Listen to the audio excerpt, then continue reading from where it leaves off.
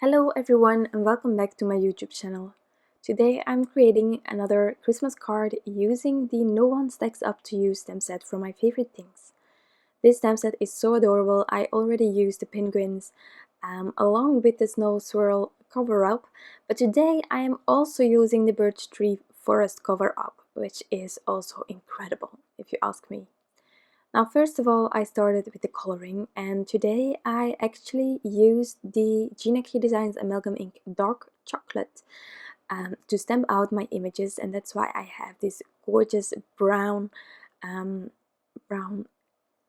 outline that I'm now going to color in with my Copic markers. So this card will have a bit of a softer vibe than with the black, and I thought it was lovely to change it up once and just try it out. I'm really glad that I did, because these animals are so fluffy and I just think that it helps. That doesn't mean that I will not use black, but I really like this one as well. So as you know me, Copic coloring darkest to lightest, and I want this all to be really fluffy and light, so I'm not using over the top dark colors or over the top contrast between my markers.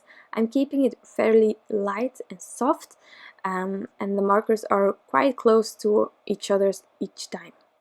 Now if you want to revisit the colors that I used today, then definitely check out my blog post. There I have listed it for the bunny, for the bear, the bird, and then of course the accessories, the blue that I will use later on. So here I'm doing my second layer of Copic coloring. It's something that I tend to do. I personally find it helps me with my blend as well as with some dimension to my images. It just adds something more. But if you want to, you can add many more layers or even less if you prefer. I also again stamped out that speech bubble with the heart, because I said it in the beginning in the first card as well. That's just too adorable to not use, even for a Christmas card or for any card actually. It's just stunning and I love it.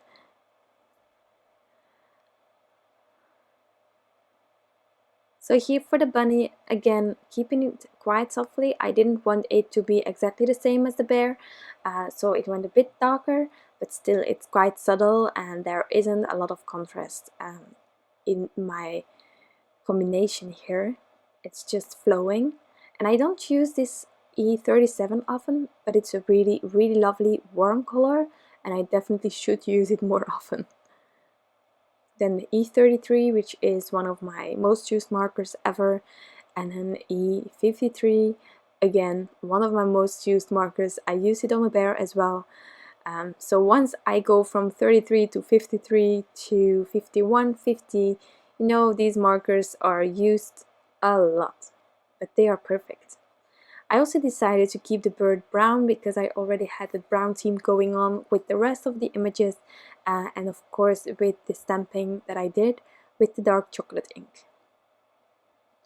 Now for the accessories, what goes well with browns, I personally find that turquoise stuff goes really well with that, so I went for that and I used it on all of the accessories. I used it on the scarf, on the accessories of the bird, and also on the clothing of the bunny. So here on the scarf, with all the details, I just try to definitely have the shadowing going on and just try to show everyone how the scarf was around the neck of the bear by using my shadows and adding something to it. But it's subtle, and maybe it doesn't show all the way that it's blue, but I don't mind at all. I think it works really well and it's really cute, but that's the image all the way. So yeah, and then here on the clothing of the bunny I went really softly. I try to always skip one line, but again it's a bit flowy. If you cross it, then never mind, you can also do the same as with the scarf, just do it in one color completely. It will work, it will be beautiful. And then I filled up that other stripe with a lighter color. And then we're almost there. I'm also going to add a bit of blue to that heart to have it all matching with each other. I know, really simple, not a lot of markers, but I think it's also something that can help your card. So once I was happy with coloring, I used the matching dies to cut them out, and then I cut also all of the other pieces out. I have the birch tree forest cover, the snow swirl cover up, and also an A2 rectangle frames from my favorite things. And to this snow swirl cover up, I'm going to really softly ink blend some distress inks to match with my color that I used on the images. I used the cracked pistachio, and I will also add a bit of peacock feathers. And I'm only doing the swirly lines, so sort of the snowy hills in this cover up, for me, they will stay as wide as possible. And the rest I am ink blending heavily on. And I just love this snow swirl cover up. In the past, I must admit, I didn't buy a lot of covers because they're always a bit expensive. So definitely that held me back. But since my style evolved a bit more towards clean and simple, I have noticed that sometimes a background stamp or a lovely cover up can really help me to keep my card clean and simple, but at the same time have something gorgeous going on in the background. So once I was happy with the ink blending, I adhered my birch tree cover up on top of my swirly panel. I used some liquid glue for this. I try to go all over it because this way nothing will stick out. But you know, sometimes you miss something and that's not a big deal. So I added this, and I don't know if you noticed, but these two panels are slightly smaller than an A2 sized card. So that's why I actually also cut out the frame, because I really wanted an A2 sized card. So this way I have that size that I wanted. And then I could start adhering these images. Therefore, I'm using some thin foam squares. My favorite, as you know, these are from Scrapbook Adhesives, and they have just the perfect thickness. I also added one behind the hard speech bubble to also have it a bit up. And I just adhere these images in the center of my card. I just think it's so lovely. I love every product that I used on this card. It's just amazing how it all fits. Now for my sentiment, I didn't want to go with the white heat embossing on black, so therefore I used my same ink as I used for my critters, and I smeared it on top of this piece of paper. I stamped out my sentiment, white heat embossed it on this brown part. And then, well, these sentiments, maybe handy to know, is from the Bitty Holiday Wishes. I think you already recognize it. It's just an incredible stamp set filled with all the sentiments you might need for the holidays. And I just love a stamp set like that. I always am looking for a sentiment that fits my occasion, because we have some incredible stamps going on with some lovely punny sentiments all of the time. And sometimes you just need a simple Happy New Year, like I need here.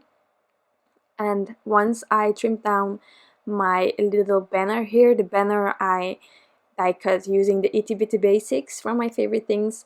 I added some liquid glue on the back, and then I added it as straight as possible on my background. Now once I did that, I could adhere this panel on my card base. I also checked whether it was aligned straight with my rectangle sort of triangle thingy. So once I was happy with placement, I added it on top of my card base, and then it was time to embellish this. Now, since there's quite a lot going on with the birch trees, I didn't want to add any embellishments. I didn't know where to add them if I wanted to, so I started with glossy accents on the speech bubble, and then I decided to take my Stickles. And I wanted to add it actually to some of the accessories, but then once I got going, I sort of got those glittery vibes, and I decided to add some Stickles all over the trees, on the branches, to sort of mimic snow with the glitter. And well, I will show you up close when I tilt it towards the camera more. But you will definitely see it in the pictures. It's just the most lovely shine onto my card, and I'm definitely glad that I added it, because once it dries, it's just spectacular. And I also just really love the Stardust Stickles. It's a perfect Stickles for me. Yeah. and then this card is completely finished. So this is it, really simple, but it seems more difficult than it actually is, I think, with all of the cover-ups, but I love it, and I hope you do too. I hope that you enjoyed this video. If you did, then definitely give it a thumbs up, I would truly appreciate it. I want to thank you all for stopping by, taking the time to watch this video. It's so sweet of you, and I'll be back soon with another video for you. Bye!